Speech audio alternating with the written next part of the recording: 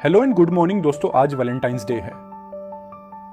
जाहिर है आप सब अपने अपने पार्टनर्स के साथ आज डेट पर जाने वाले हैं।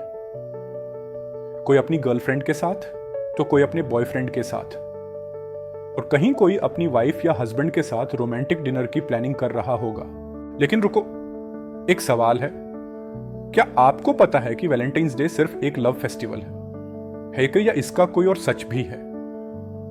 चलिए फिर आज जानते हैं इस वीडियो में वैलेंटाइन डे क्यों मनाया जाता है। वैलेंटाइन डे का नाम सेंट वैलेंटाइन के नाम पर रखा गया, जो तीसरी शताब्दी में रोम में एक पादरी थे। रोमन सम्राट क्लॉडियस द्वितीय को विश्वास था कि अविवाहित पुरुष अच्छे सैनिक बनते हैं, इसलिए उन्होंने शादी पर प्रतिबंध लगा दिया। लेकिन सेंट वैलेंटाइन ने इस आदेश की अवहेलना करते हुए गुप्त रूप से प्रेमी जोड़ों की शादी करवाई।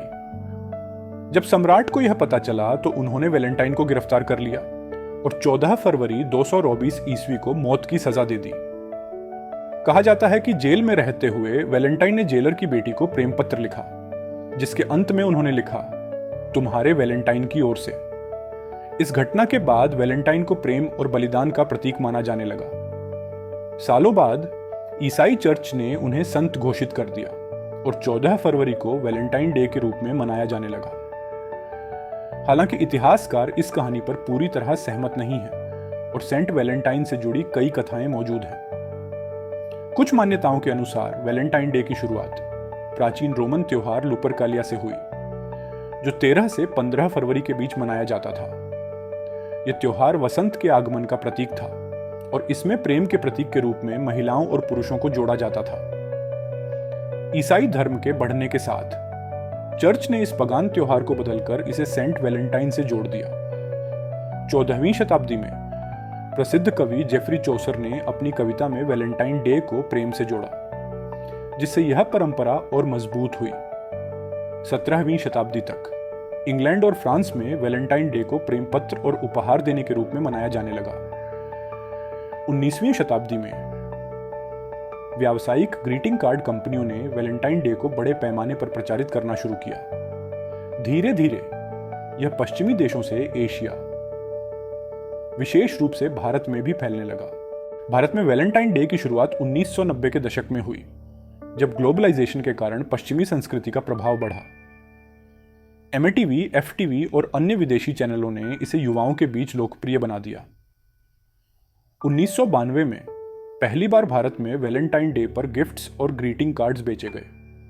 1995 तक प्रमुख ब्रांड्स और मॉल्स ने इस दिन को सेलिब्रेट करने के लिए विज्ञापन अभियान शुरू कर दिए। शहरों में पब, रेस्टोरेंट और सिनेमा घरों में वैलेंटाइन डे के स्पेशल इवेंट्स आयोजित किए जाने लगे। हालांकि कुछ परंपरावादी संगठनों ने इसे भारतीय संस्कृति के खिलाफ बताया और कई जगहों पर विरोध प्रदर्शन भी हुए। 2000 के दशक में इंटरनेट और सोशल मीडिया के आने से यह दिन और भी लोकप्रिय हो गया। फेसबुक, इंस्टाग्राम और व्हाट्सएप पर वैलेंटाइन डे से जुड़े मैसेज और तस्वीरें वायरल होने लगी। भारत में अब न केवल वैलेंटाइन डे बल्कि पूरे वैलेंटाइन वीक को मनाया जाता है। इस दौरान rose day, propose day, chocolate day, teddy day, hug day और किस डे भी सेलिब्रेट किए जाते हैं।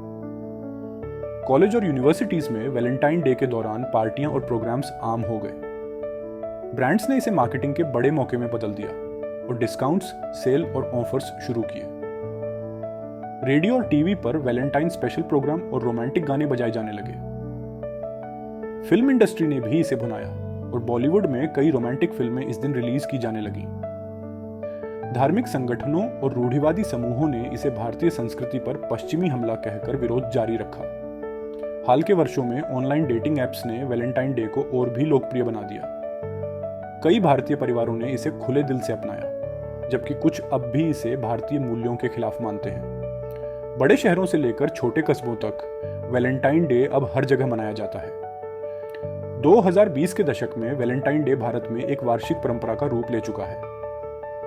अब सवाल यह है कि आने वाले वर्षों में यह त्योहार और किस दिशा में बदलेगा। तो आज के वीडियो में हमने जाना कि वैलेंटाइंस डे कहां से शुरू हुआ और ये इंडिया तक कैसे पहुंचा।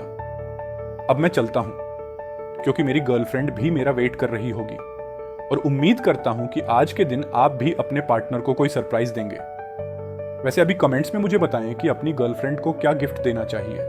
ऐसी ही अनसुनी सच्ची कहानियों को जानने के लिए सब्सक्राइब करें हमारा चैनल द फॉरगॉटन फाइल्स, क्योंकि हम वो सुनाते हैं जो कोई नहीं सुनाता। मैं ध्रुव अब चलता हूं। जय हिंद, जय भारत।